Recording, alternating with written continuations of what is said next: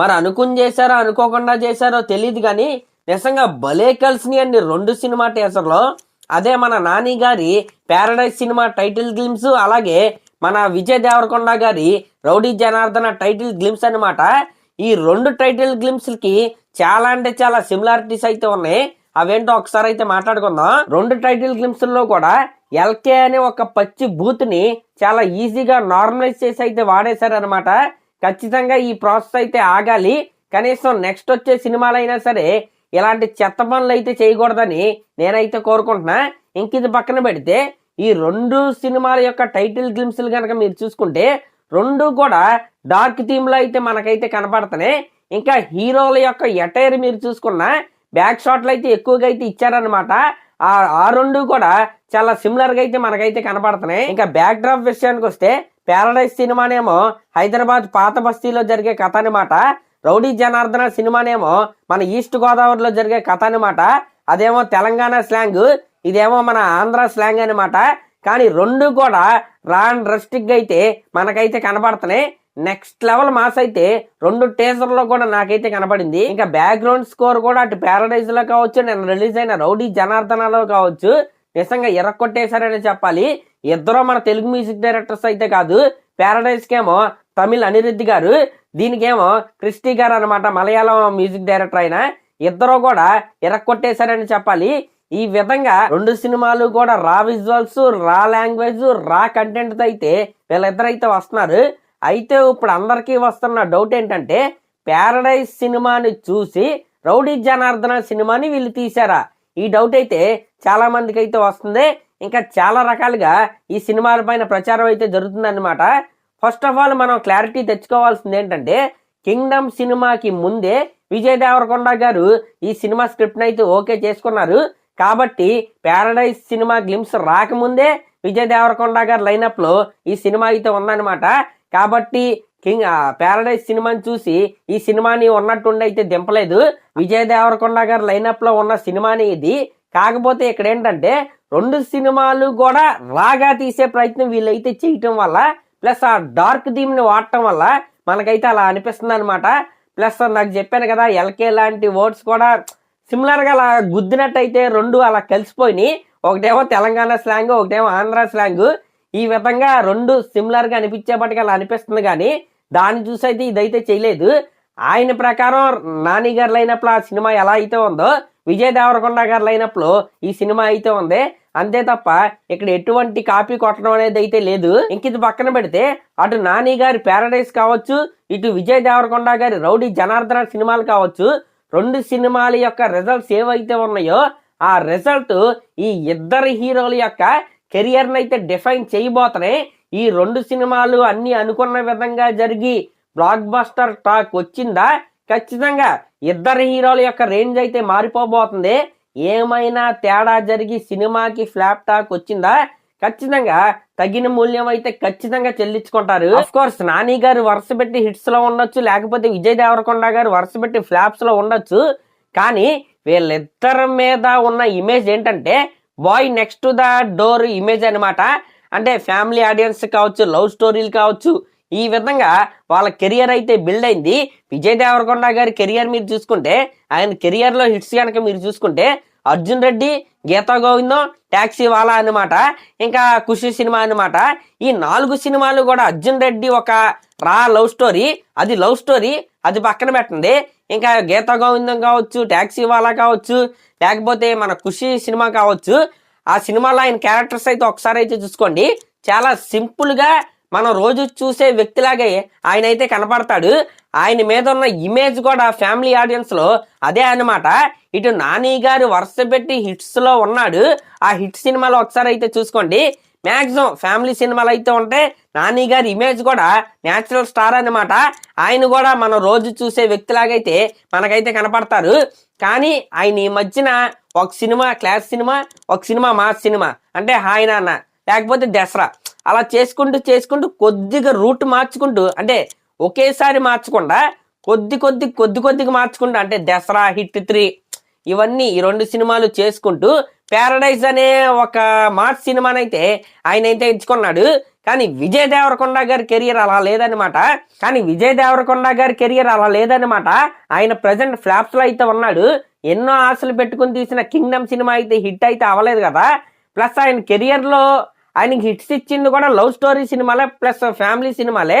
కాబట్టి విజయ్ దేవరకొండ గారిని ఒకేసారి ఇంత మాస్ అవతారంలో చూసేపాటికి నిన్న టైటిల్ గ్లిమ్స్ వచ్చిన తర్వాత కొంతమందికి ఆర్డ్గా అయితే అనిపించి దానిపైన నెగిటివ్ ట్రోల్స్ అయితే వేస్తున్నారు. దానికి రీజన్ ఇదే అనమాట. ఆల్రెడీ నాని గారు ఒక్కొక్క సినిమా మార్చుకుంటూ తన ఆడియన్స్ మైండ్ ని ప్రిపేర్ చేసుకుంటూ అయితే వరుసగా వస్తా ఉన్నాడు. కానీ విజయ్ దేవరకొండ గారు డైరెక్ట్ గా మాస్ జోన్ లోకి అయితే దిగిపోయాడు అనమాట. దానివల్ల నిన్న వచ్చిన టైటిల్ గ్లిమ్స్ వచ్చిన తర్వాత కొద్దిగా నెగిటివ్ అయితే కనపడుతుంది. కానీ నాకైతే దాంట్లో అంత నెగిటివ్ చేయాల్సిన అవసరం అయితే లేదని నాకైతే అనిపించింది. ప్యారడైజ్ ఎలా ఉందో నాకైతే ఈ రౌడీ జనార్దన గ్లిమ్స్ కూడా అలాగే అనిపించింది.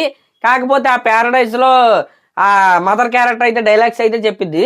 దీంట్లో మన విజయ్ దేవరకొండ గారి క్యారెక్టర్ అయితే డైలాగ్స్ అయితే చెప్పారు. ఆయన మామూలుగా తెలంగాణ స్లాంగ్ అయితే మాట్లాడతారు. కానీ సినిమా కోసం ఈస్ట్ గోదావరి స్లాంగ్ అయితే ట్రై చేశారు. ఓకే, మనం ఇన్ని రోజులు ఆయన స్లాంగ్ విని ఒక్కసారిగా బేస్ వాయిస్ తో అది వినేపాటికి కొద్దిగా ఆడ్గా అనిపించింది. కానీ సినిమా రిలీజ్ అయ్యే టైంకి అది మనకైతే అలవాటు అయిపోద్ది అనమాట. దాంట్లో కంగారు పడాల్సినంత అవసరం అయితే లేదు. ఇంకా సినిమా రిలీజ్ అయిపోయిన తర్వాత కూడా అలాగే అనిపిస్తే అది జనం చూసుకుంటారనమాట. సినిమా రిలీజ్ అయిన తర్వాత మనమైతే దాని గురించి క్రిటికల్ గా మాట్లాడుకోవాలి. కానీ ఈ టీజర్లో ట్రైలర్లో చూసేసి మనం అయితే రిజల్ట్ అప్పుడే డిసైడ్ చేయటం అనేది తప్పు.